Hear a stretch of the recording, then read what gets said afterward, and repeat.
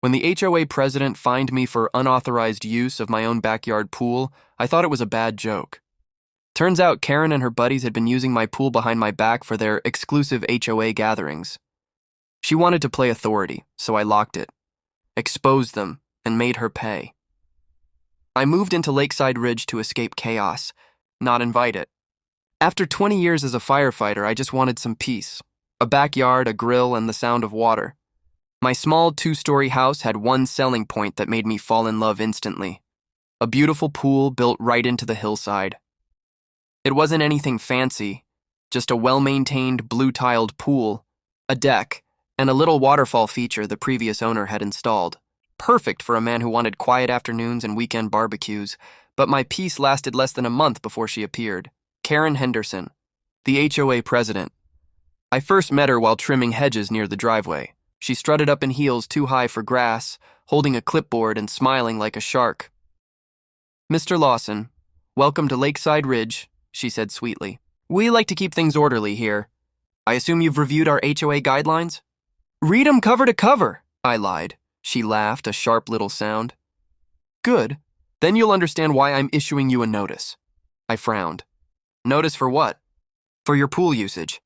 You've been swimming without HOA approval. I nearly dropped my shears." Excuse me?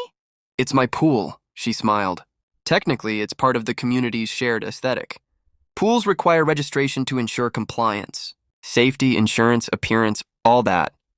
"I own the pool," I repeated slowly, thinking maybe she hadn't heard me. "Oh, ownership isn't the issue.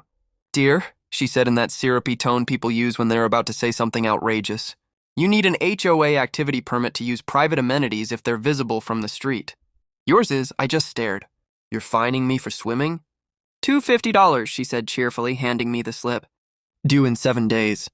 Have a great afternoon." And she walked off, and like she hadn't just rewritten the laws of property ownership. At first, I thought it was a misunderstanding. I called the HOA office, but her assistant confirmed it. "All visible outdoor recreation requires approval." I laughed. "So, if I toss a ball in my yard, that's a fine too?" There was a pause. "Technically, yes. That's when I realized this HOA was a different breed of crazy. Still, I decided to be diplomatic. I invited Karen and her board members over to discuss the matter. She arrived 2 days later, but instead of a polite meeting, it turned into a power show. Karen sat at my patio table, sunglasses on, sipping lemonade I'd offered out of courtesy.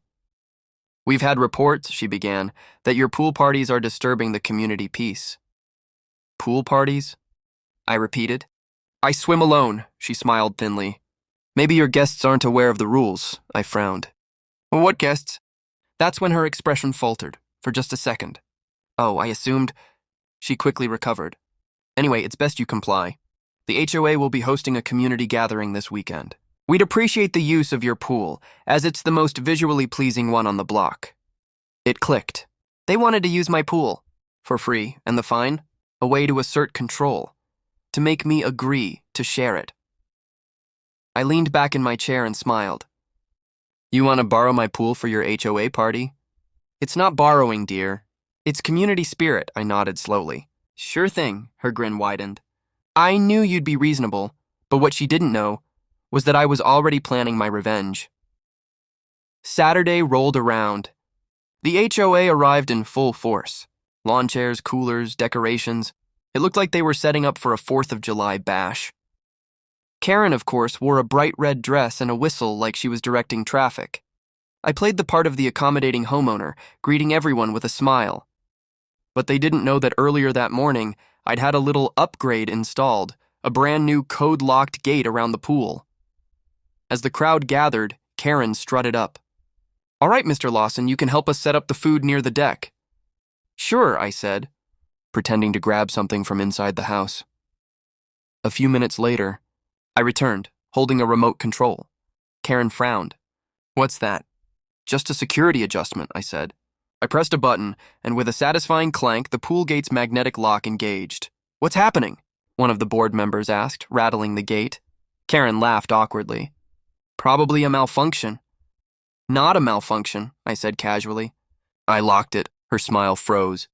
"What do you mean, locked it?" "I mean you're not using my pool," the crowd murmured. Karen stepped forward. Mr. Lawson, this is a community event. You agreed? No, I interrupted. I said sure thing when you asked to borrow it. But then I checked the HOA charter. I pulled out a folder from behind my back. Nowhere in it does it say the HOA can force use of a private homeowner's amenities. In fact, Section 12 states that no private structure may be commandeered for community use without express written consent. You never asked for that. Karen's face flushed red. You're being unreasonable. Unreasonable, I said. You fined me for using my own pool. Meanwhile, you've been sneaking in here during weekdays when I'm gone. The murmuring grew louder. Several neighbors turned to look at her. I tapped my phone and played a video, security footage from a new camera I'd installed. It showed Karen and 2 HOA board members lounging by my pool 3 days earlier, sipping margaritas and laughing. Gasps erupted from the crowd. Karen's composure shattered. That's taken out of context. Context? I said, stepping closer. Looks like trespassing to me. And since you issued me a fine for unauthorized use, I filed a police report for unauthorized entry. 2 uniformed officers appeared from the side gate at that exact moment. I'd invited them earlier to witness a community misunderstanding. Karen turned white. One officer said, "Ma'am, we received a complaint of unlawful property use. Care to explain why you're listed on video entering this residence without permission?" Karen stammered. It's an HOA oversight.